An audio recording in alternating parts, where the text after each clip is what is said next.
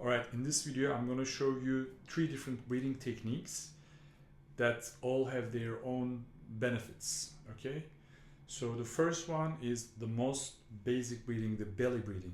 This has amazing benefits because it can really relax us. When we do the diaphragmic breathing only, we don't have extra efforts for anything, like I don't move my bones, my rib cage, so it's very effective way of breathing. And also 60% of my lung capacity is being used. Therefore, this is the most natural and healthy way of breathing. I need to be breathing in this way in a normal life as long as there's nothing extraordinary going on, like I'm exercising or I'm in a very stressful situation. And even in a stressful situation, if I manage to breathe through my belly, that will be relaxing me very much.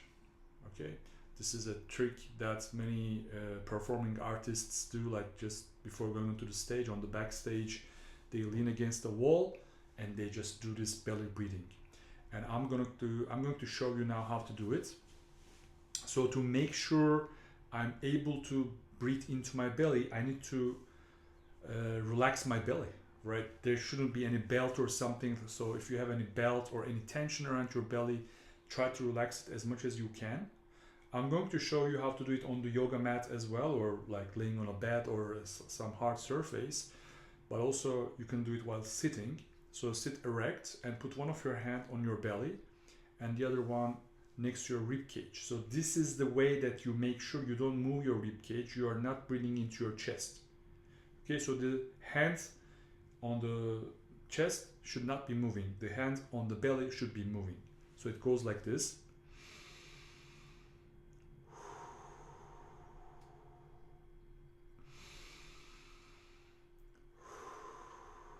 So I'm going to show you from the side as well.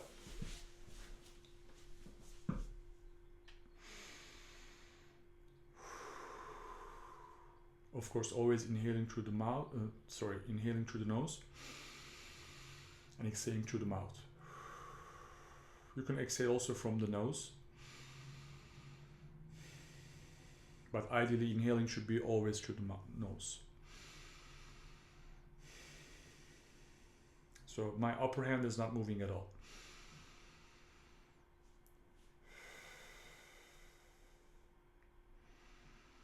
Okay, how to do it on the floor? I just bend my knees. So I make sure my lower back is completely touching the floor. There's no hole here, like it's completely, I cannot put my hands in between my lower belly and the floor. And I put one of my hands on my belly and the other one on next of my chest.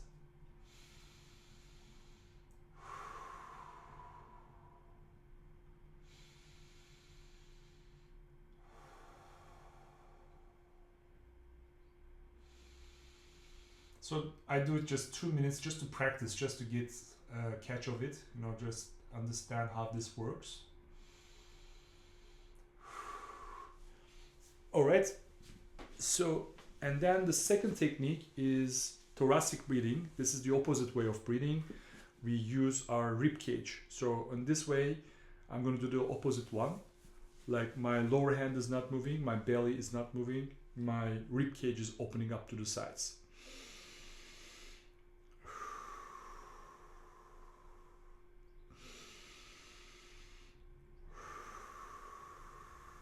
This one I should be practicing only sitting.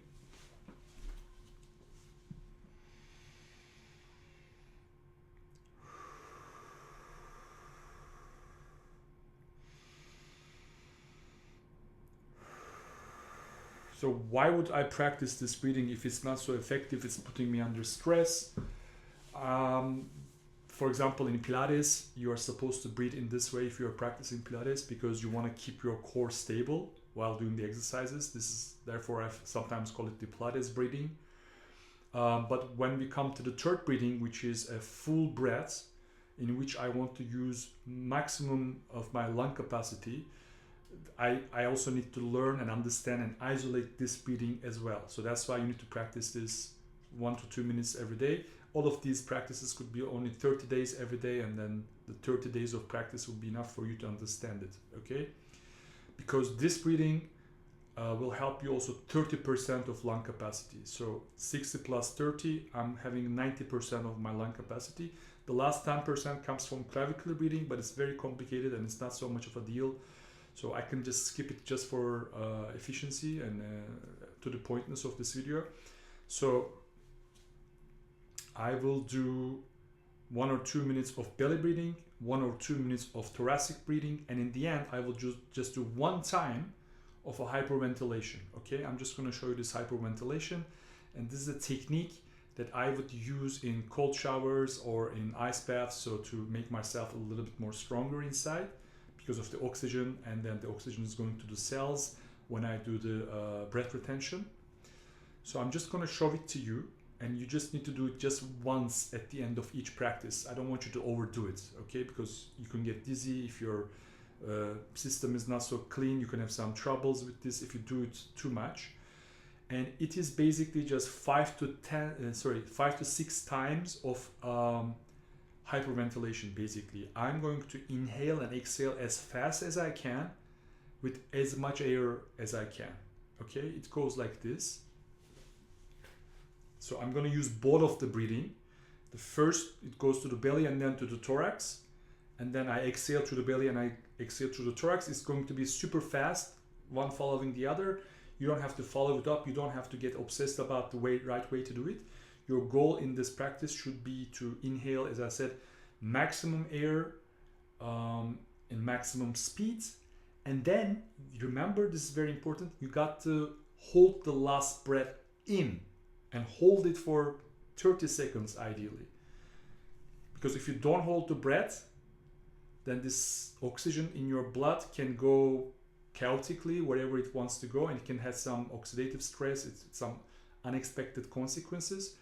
But if you hold the breath, then the carbon dioxide from the cells will go into our blood, and the carbon dioxide, when it increases, it will help the oxygen go into the cells. Okay, so again, the process is I fill my blood with a lot of oxygen, and then I hold the breath so the carbon dioxide level goes high as well, so the oxygen starts going into the cells. Carbon dioxide has this purpose, according to Buteyko, which was a medical doctor who had his Buteyko breathing methods. So holding the breath is very, very important. The yogis thousands of years ago, they managed this, so every time we do kind of like a pranayama or hyperventilation, we always end up with the holding of the breath. Okay, so enough theory. Let's go.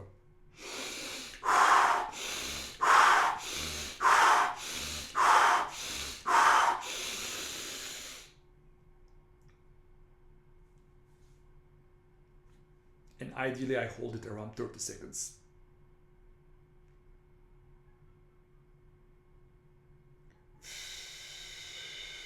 And exhale through the mouth in a controlled way, in a slow manner, if I can. So again, I do 5 to 6 times of quick and powerful inhalations and exhalations using both of these breathings, and then hold the breath 20 to 30 seconds minimum. Okay, let's go. I'm going to show you with my hands as well.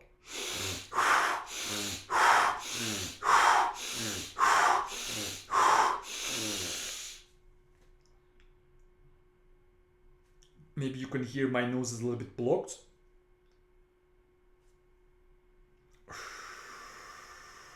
So if your nose is too much blocked, you can inhale through the mouth as an exception only for this technique. But ideally, if your nostrils are open, do it through the nose. Exhalation through the mouth. It's going to be easier.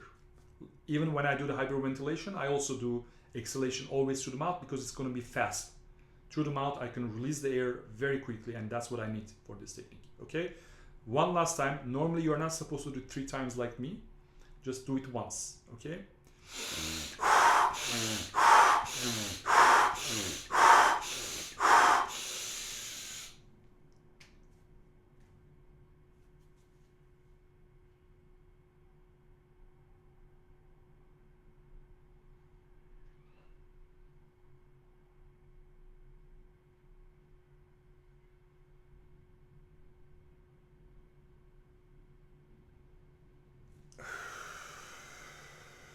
Okay, so this is the hyperventilation practice. If you feel that you cannot breathe air, probably you have some tension in your belly, in your chest. So what you can do is to try by exhaling the air fully. Try to empty your lungs first so you can take more air like this.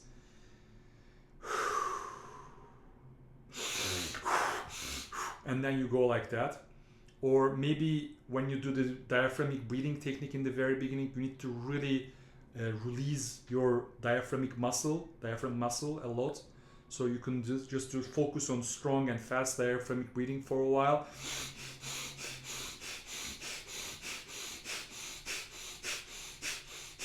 Just to make sure and get used to this idea of doing fully and effectively belly breathing. Okay?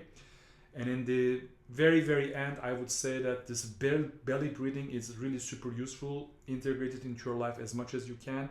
As a quick hack, you can try to focus on belly breathing all the time during lovemaking, for example. A lot of my clients are getting amazing results just with this. So just do belly breathing throughout all the lovemaking. Of course, sometimes you will need more air, but try to have it as deep as you can, as slow as you can. You will have enough air probably. Sometimes you can just go a little bit to the chest as well, but try to come back to the belly as well.